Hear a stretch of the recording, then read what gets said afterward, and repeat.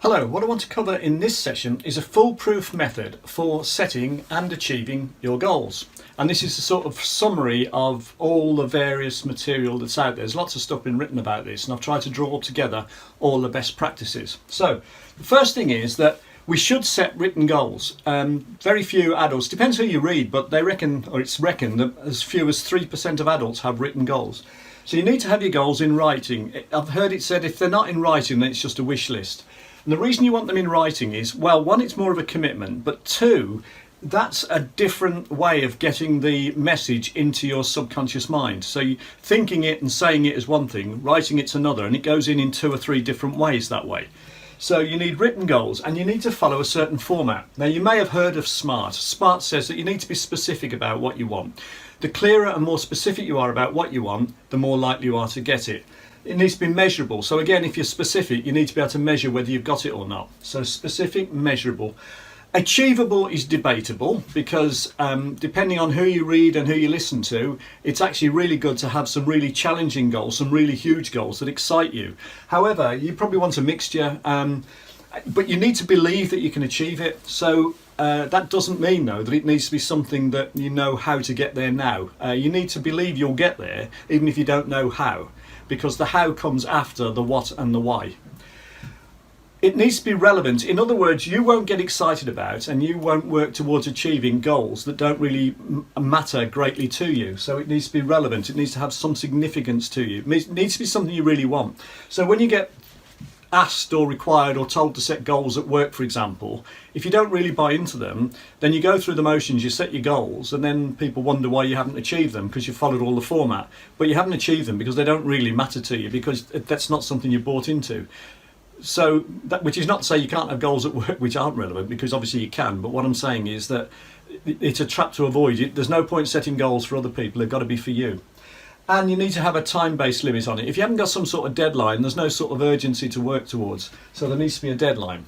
Now, once you've done that, you then need to follow this format, which is they should be present tense, as in I earn $150,000, whatever, rather than I will. So it needs to be present tense. It needs to be personal. So I earn, or I am. So it's present tense, it's personal, and it's positive. So it needs to be I weigh 11 stone rather than I am going to lose weight, because that's negative. So it needs to be a positive. So positive, personal, present tense, SMART, where the R stands for relevant. Now, once you've set the goals, this is where it gets really interesting, because you need to then divorce yourself from the actual achievement of those goals, the actual ends. Now, Susan Jeffers, who's written Feel the Fear and Embracing Uncertainty and various other books, she explains it really well. What she says is you should imagine you've got a pair of scissors in your brain, and having set the goals, you then cut away the outcomes, because you can't control the outcomes. What you can control is your actions. So particularly if they're sort of career, job orientated goals, then you need to set them as activities rather than as outcomes, because you can't control outcomes.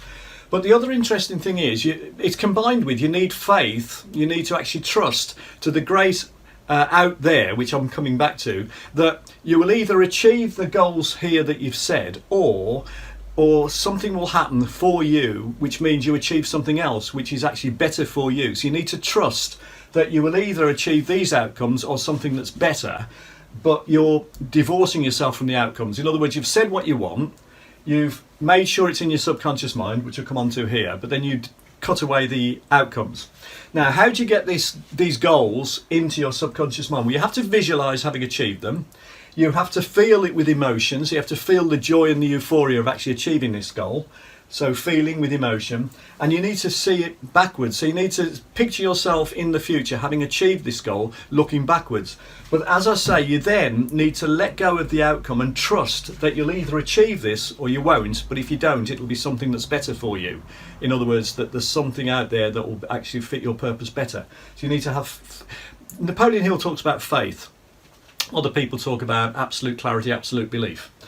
Now, Affirmations really work as well. So affirmations, things like I like myself, I like myself, I like myself, which is a big favourite of Brian Tracy's, or everything is working out for me perfectly, which is one of Susan Jeffers. I'll probably paraphrase that. But affirmations, all of these things on a regular basis, so daily and throughout the day, mean that these goals that you've set yourself go from your conscious mind, which is here, into your subconscious mind here, and the subconscious mind then drives your behavior and looks out for opportunities. And this is where it gets more sort of philosophical and spiritual, I suppose, and some people even say controversial, because then what seems to happen, all the evidence suggests this happen, although you can't prove it, is that the subconscious mind has some way of tapping into a sort of wider intelligence out there. Now, if you're religious, you would see this as being your God or Allah or whatever. If you're not religious, you would see this as being a super conscious mind out there, sometimes been referred to as the quantum universe, where you tap into things like intuition, serendipity, where something happens for your benefit without you even realizing that that's what you were, actually trying to achieve at the time. So this superconscious mind out here, once the subconscious mind here is working on your goals for you, it will communicate with the superconscious mind. And then what happens basically is that if you focus on your activities, you either achieve these goals here that you set yourself, or you achieve other goals which actually work out better for you because of this superconscious mind working on your behalf. So in summary, the goals need to be written, they need to be present tense, positive and personal. They need to be SMART, which is specific, measurable, achievable, relevant and time-based. They need to be written so they're in your conscious mind, and then the very act of writing them plus visualising them with emotion and feeling them and looking back from the future to see how you achieve them, and affirmations on a regular basis. All of that puts them in the subconscious mind, and then the subconscious mind taps into the superconscious mind out there, the quantum universe, the religion that you subscribe to, or a wider intelligence. Susan Jeffers says we don't stop where our flesh ends. So there's something out there, we don't know what, but that helps you then guide your behaviour, and you focus on your actions, and you'll either achieve these goals or something that's better for you. That, in a nutshell, is a process that works and is a distillation of the best material I've read on the matter. Hope you found that useful. Thank you very much. To find out how to apply these strategies in your business, go to my Sales Accelerator Roadmap. I'll produce a free assessment of your marketing using an algorithm program and produce a 12-page detailed report. We'll recommend in priority order exactly what you should be doing, when you should be doing it, and how to do it. So go to www.bernardkeevymentor.com and sign up for my free Sales Accelerator Roadmap. You'll see this screen. It'll show you the Sales Accelerator Roadmap, which is free today. It'll show you how to fix your marketing, increase your sales and profits. It'll take less than 45 minutes to do, and our software will pinpoint all your opportunity areas and show you exactly what to do to improve your marketing and grow your business.